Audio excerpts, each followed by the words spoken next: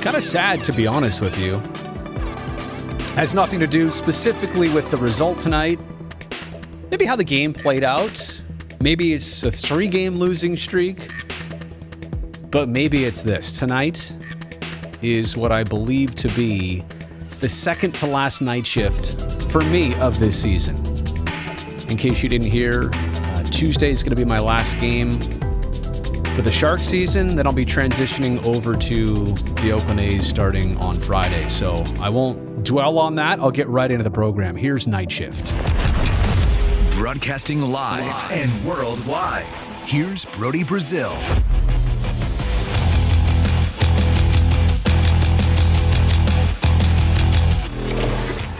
I've done this like 60 times and I still got the timing off there. I was wrong. It was bad.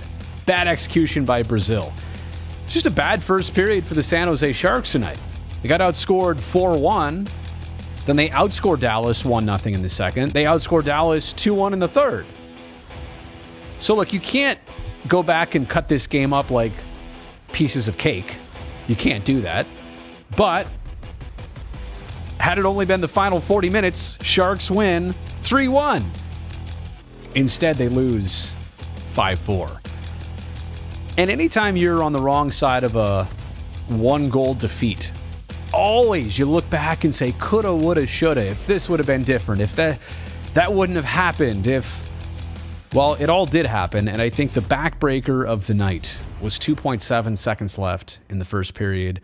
Stars win a draw. Jason Robertson goes right to the net, scores 4-1. That's the last we saw of Kaapo Kähkönen tonight. And at that point, the Sharks were down by the most they would ever be in the game. I thought it was a good response. And honestly, looking at their last 3 games and losses to the Avs, to the Desert Dogs. Oh, wait, did I load this correctly here? Do I have a...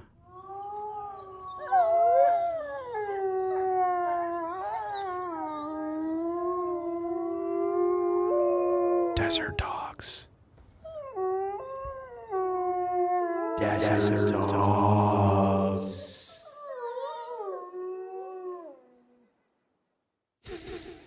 Oops.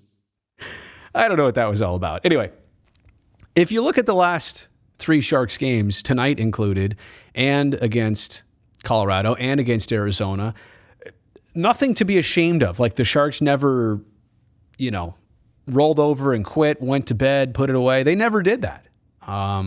The other 2 games, back-to-backs, respectively, on Wednesday and Thursday, they were actually well played by the Sharks. Don't get me wrong, to lose, you have to have sequences of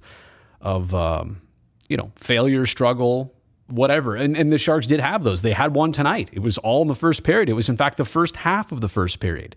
That's the other thing about Dallas's outburst. Goals at 150, 811, and 953. And it's not just the first goal at 150. That was on the very next shift after Nick Bonino put the Sharks up first. So a response goal and then 2 within about a minute and a half of each other, about halfway through the first period. After that, you certainly regret that last goal with 2.7 seconds left. Seeing Joe Pavelski score, by the way, about midway through the third. How weird was that? Randy Hahn on the call. Pavelski scores. When have you ever heard Randy say it in that tone? Never. You've never heard that. That's because Joe Pavelski has now scored 193 goals in SAP Center, formerly known as HP Pavilion, formerly known as Compact Center, formerly known as San Jose Arena. But I don't think Joe ever played there then. Anyway, Pavelski has scored 193 goals in that building. Tonight was the first time he'd ever done it wearing a different sweater. And that goal was a difference maker in the final score, right? So that actually, think about this. At the moment, that makes it a 5-2 game. I'm just realizing this now. I can't believe we didn't even really discuss it on Post-Game Live to any depth. Joe Pavelski scored the game-winning goal against the Sharks. It never appeared to me because they were up 5-2. Sharks responded, and John Leonard got the 5-3 goal. Was that last one credited to Couture ultimately? I know Shemlevsky was in there, but 5-4 is as close as the Sharks got it. They had the extra attacker out there. So yeah, it turns out that Joe Pavelski game-winning goal for the Dallas Stars against San Jose. 25th goal of the season. He's 37 years old. He just signed the one-year extension. Very happy for him. And I honestly, knowing his skill set, knowing the way he takes care of himself, knowing the way he practices and prepares, Joe Pavelski is going to be in this league for several more seasons. Like, there's no question to me about it. But just to kind of recap, let's go back to the first period for just a second. It was interesting, and man, it was frustrating. It was interesting in that the Sharks scored first, and it looked like, there was a tone to be set. Minute 25 seconds in, Bonino off of the Gregor rebound. And those 3 goals, that was, I honestly felt like if it went 4-1, the Sharks would never recover. 3-1, even if it went 3-1, and certainly look at tonight, like they did make up that ground. But 3-1 was still doable. 4-1 kind of put it out of reach. And just how often do you ever see a goal scored with 2.7 seconds left on the clock on an offensive zone faceoff? I mean, it does happen, don't get me wrong, but this is not like the NBA where inbounding a basketball with 2 seconds left, that's a ton of time. You could even get a pass in there and a shot off. In the NHL, to win a draw, to get it to where the puck went, for Robertson to kind of bank it off the back of Kakkonen, I'm all over the place here. It was, everything had to go right for Dallas to score right there, and it did. And everything had to go wrong for the Sharks not to defend that properly, and it did. There, that's what I meant to say. Kakkonen, I've noticed, and this is coming from a TV guy, so let's be honest, consider the source, but one trend that's been noticeable is rebound control for Kakkonen. It seems like there's a lot of long rebounds. There's a lot of second chances created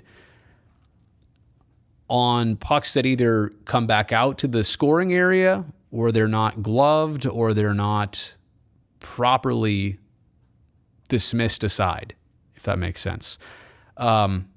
Scoring opportunities are coming off of Kakkonen's pads and blocker. And, I think tonight too, you could look at a turnover. I mean, their first goal was a hurdle turnover. I think was he trying to rim it back to Vlasic maybe? Sagan got the puck, centered it out to Nemesnikov. The Hakanpää goal it started as a 2-on-4 for Dallas. Like, there's not a scoring opportunity. They tried to center it. One-timer got fanned on. Hakanpää was able to bury it, put it in the back of the net. Anyway, going back to Kakkonen, rebound control, probably an area that, we can identify as maybe an issue so far, but 3 starts for him with the Sharks. He's allowed 4 in all 3 starts. And I actually thought the first 2 went pretty well. But tonight, 4 goals in only 20 minutes, that's different than a full 60 minutes of effort. But I'll tell you what, I'm glad we're getting to see Kakkonen play, because I think the Sharks really have a decision to make eventually, right? Over this summer, you've got Reimer, you've got Hill, and you've got Kakkonen. Reimer and Hill are under contract for 1 more year. Kakkonen set to become a restricted free agent. And obviously, you traded for him. He was part of that deal with Minnesota. You're going to sign him. But what are you going to do with the 3-man rotation? Because you're not going to keep all 3 for next season. So what are the Sharks going to do? I don't know, but it's good that you really want to get a taste of what he's capable of. Is Kakkonen a number 2 for you next year? Is it who else do you want to keep? What decision do you want to make? It would be nice to know. Tonight was start number 3. If he can get 10 starts in by the end of this season, which is easily doable in the 14 remaining games, 7 more if he just splits. By 10 starts, you know what a guy is made of. You've seen him firsthand. I mean, they've scouted him before, but now you're seeing him with your team firsthand. So, did I already mention this? 3 losses in a row, but I did. But they're not. This is not a 3-game losing skid where you say, man, they are falling apart. These are just rough games. They're not the better team. They're having a tough time scoring. They're giving up 4s and 5s. Another 5 tonight. It's not 2 or fewer. I'll tell you that for sure. All right. I'm going to dive into the comments here, and it's probably slim tonight. And if this is a short live stream, that's fine too. It's weird to say, but I mean, I'm trying not to run out of steam with this season, and I've only got one more game left, right? But my point is, you can see how seasons go for teams that suddenly see themselves on the outside looking in, and it's not going to change. How do you keep showing up? How do you be professional? How do you still bring it every night? How do you not make it about yourself and personal stats and trying to pad and be selfish? How do you continue doing the things that you're supposed to be doing? It's easier said than done, quite honestly. You find yourself in these scenarios where, the writing begins to appear on the wall. It's tough. And I can sense that in the people that show up to this live stream. There's a far fewer count in the audience these days as opposed to when things were going great. October, November, December, this team's rolling a bit. There's some promise, and now it's just those of you who are here, very dedicated, and that's my point. I really do appreciate that. Let me actually begin with this comment because I saw it on the screen. It was amazing to see Ferraro back. Just love the kid. And I totally agree. And I think tonight was kind of a rough first night back for him. At least the stats definitely suggest that. Not for a lack of preparation or effort, certainly not for heart. And that's kind of what I want to center in here on. Mario Ferraro, when he got pushed by Taylor Hall, what was that, end of February, 26th of February, I think, goes into the inboards, breaks his leg, right? He is expected to be out 6 to 8 weeks. And at that point, the season is only about 8 weeks until the end. You're thinking, what would be the point of coming back? If it's close, why risk it? Make sure you take care of a serious injury like this. Get it right. If it's not going to be, a slam dunk, don't do it. Don't come back. Well, here he is. I mean, he literally missed not even a full 5 weeks. A broken leg, surgery, recovery, rehabilitation. And now he's playing an NHL game. He's not just taking a walk in the park. That's kind of my other point too. A lot of us are saying, well, if I had to do it, and if that's all I, spent all my time doing was recovering, maybe. No. Not just recovering to be able to do normal stuff, like compete at the level of an NHLer and condition your legs and your lungs and your hands and your timing, all that stuff. It's going to take him a bit, but I'm happy he's back. It does send a message. He doesn't need to send that message. We already know what we know about him.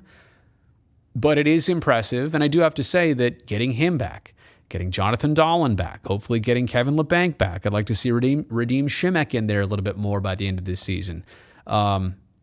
You get all these things going for you, and I would love to see this team in 14 games. We're running out of time a bit. I would love to see them make a final statement, a final push, just make something interesting. At least have that to sit on for the offseason. I know it's not going to count for everything you want here in 2022, in the spring of 22. But I do think that could you put some things together here, it could translate into the fall of 22. What are you saying? Momentum carries over? No. I'm just saying all those feelings and optimism, it'll manifest over this summer. And it'll bring something different than if they fall apart here in the Final 14. But I honestly don't think that's going to happen. Sharks are 29, 31, and 8.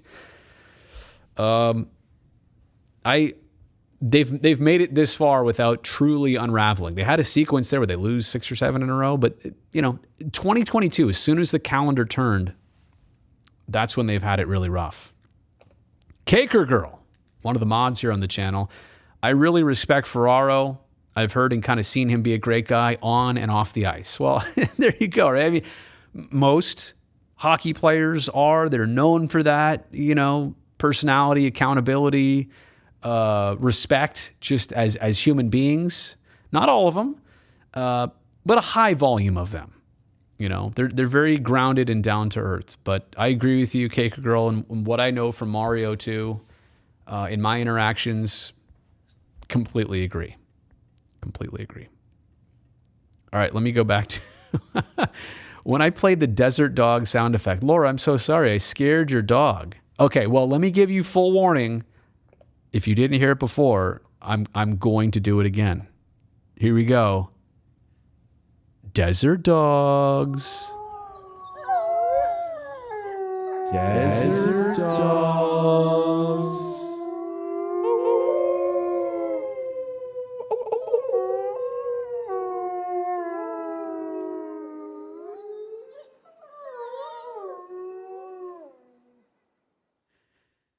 For some reason, my Apple Watch just said, hey, Siri, I'm not sure I understand. Did I say Siri or did it? I'm going to put that away before it starts to do crazy things.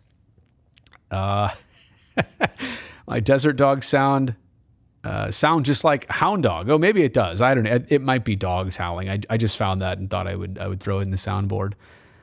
Well, if you ever figure it out. Oh, you guys are talking about an app or something. Sorry, I jumped in a conversation here that was nothing about the live stream. Pavelski has scored 68 points this season. It's the third season that Doug Wilson wouldn't agree to. Can you imagine with the Sharks with those 68 points? Look, foresight foresight is difficult in reverse. Hindsight, that's what I'm trying to say.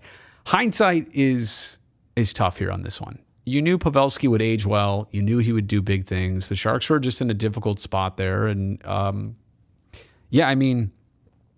I think if you consider if it really was about choosing one player or another, the two players in question have both done well. Neither of them are on the team anymore, though.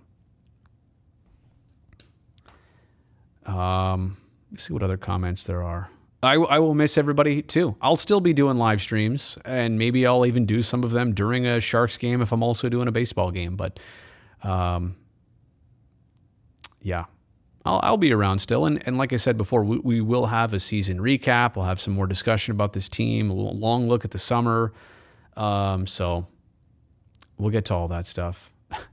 Now that sound got your cat's attention. Wow. Well, I appreciate you cranking the volume up on this.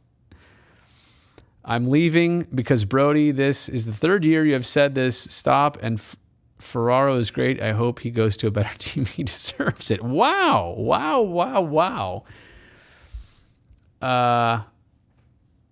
Third year I've said what?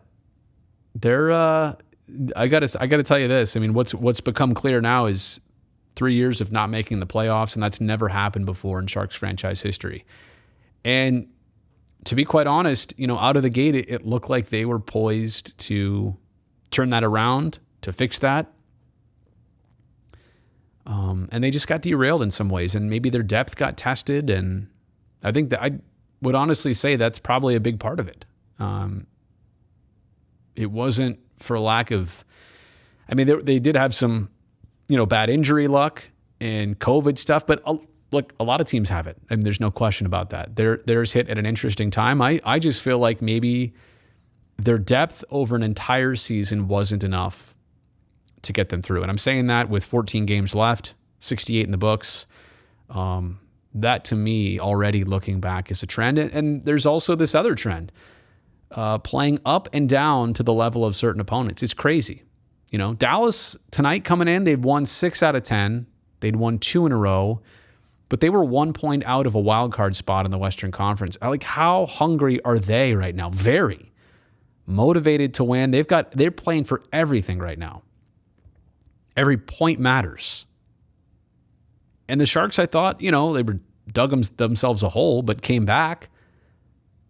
How can you play this well against a potential playoff team, but then, lose to Arizona 5-2? Worst team in the conference, 5-2. And then you play the best team in the conference in the league the next night, and you play the Avs pretty well. So I'm actually going to write those two things down. Depth tested. up and down to levels and depth tested. I'm going to do a themes of the season at the very end to encapsulate everything, to try and make all the, all the points sometimes that float in and out of your head. I'm going to try and take all these best ones and put them in one video at the end. And then that's how we can kind of digest and process the season that we witnessed. But I'll wait till 82 games are complete to actually take care of that. Okay, so look, I hate to cut it short, but it's just that type of night, and it's frustrating. It's crazy that Joe Pavelski, of all people, scores the game-winning goal against the San Jose Sharks. Dallas was up 4-1 at one point, 5-2 at another point. They end up only winning by a 5-4 count. That Jason Robertson goal, man, 32nd of the year. I mean, he knows what he's doing, but to allow a goal with 2.7 seconds left just bites you in the butt at the end. To know that that made a difference. Pavelski's one-timer made a difference. A couple turnovers made a difference. So, I will see all of you on Tuesday for Sharks Night Shift. We'll try and do something special. Maybe I'll take some calls. Oh, tomorrow, by the way, my birthday. So, thumbs up for this video. Subscribe to the channel if you don't. But I will see everybody around in the very near future. And this is not the end for good. This is just kind of the pause for right now. But we'll talk soon. And be well, everybody. Be safe. Have a good rest of your weekend. Good night.